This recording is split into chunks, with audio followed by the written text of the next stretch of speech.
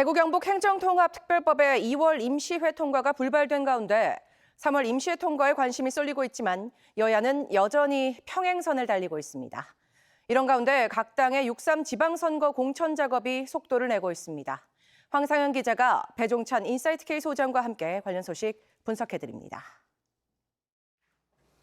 대구 경북 행정통합특별법 2월 임시회 통과가 불발됐습니다. 여야가 서로 책임 공방을 벌이고 있고 좀처럼 입장차를 좁히지 못하고 있습니다. 오는 12일 본회의 통과 여부에 관심이 쏠리는데요. 변호사님, 어떻게 전망하세요? 통과될지 어떨지 단정되기 힘든 상황입니다. 왜냐하면 국민의힘에서는 또 다시 의견이 모아져서 통과시키자라고 나오고 있고, 근데 지역을 또 따져보면은 또 조금 의견이 엇갈리거든요. 경북 북부냐, 또 남부냐, 또 대구냐에 따라서.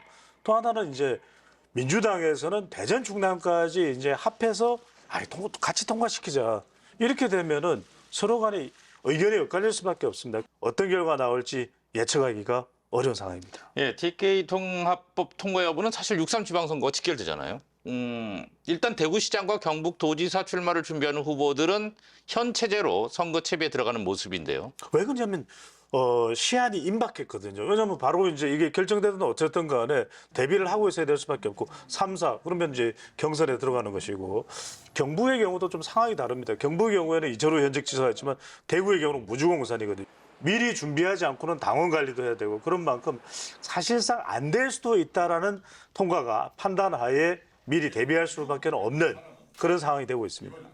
자, 여권에서는 통합법과 관련해서 이게 직결되는 문제인데 강훈식 대통령 비서실장, 그다음에 김부겸 전 국무총리 나오냐 안 나오냐 관심인데 어떨까요? 온도차가 있습니다. 대전 충남이 통합이 안 되면 지금은 통합 가능성이 과히 높지는 않거든요. 그러면 강훈식 비서실장은 나오지 않을 가능성이 높습니다. 명분이 잘 없어요. 근데 또 하나는 이제 대구 경북인데, 대구 경북이 통합된다면 이 여세를 몰아서 김부겸 전 총리가 나올 가능성이 있습니다. 통합이 안 된다더라도 대구시장 출마는 열어놓을 수 있겠지만 판세를 좀 볼 것 같아요. 어느 정도의 그래도 근접전은 펼쳐야 되거든요. 그럴 가능성이 있느냐가 최종적으로 저울질될 것으로 보입니다.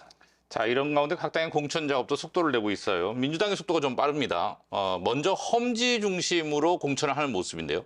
선제 전략이죠. 그러니까 이미 이 사람으로 갈 수밖에 없고 또 당선 가능성을 높여야 되는 것. 이른바 도전하는 지역입니다. 그리고 사실상 경합이 그렇게 벌어질 일이 없고 사실상 명픽이 되고 있는 지역들은 먼저 결정하고 있습니다.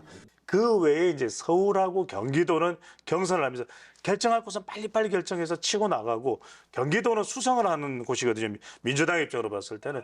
그리고 서울은 워낙 관심이 높기 때문에 또 현직 오세훈 시장이 만만치 않습니다. 그런 만큼 좀 선별하는 그런 전략을 구사하고 있습니다. 자, 상대적으로 국민의힘은 공천 윤곽이 아직은 드러나지 않고 있는데, 자, 서울시장의 경우에 현역 단체장 외에 나머지 후보들이 경선을 해서 1등한 사람이 현역과 다시 맞붙는 이른바 분리경선, 또 여기에 예능의 오디션 방식을 도입한다고 하는데 이거는 어떻게 보세요?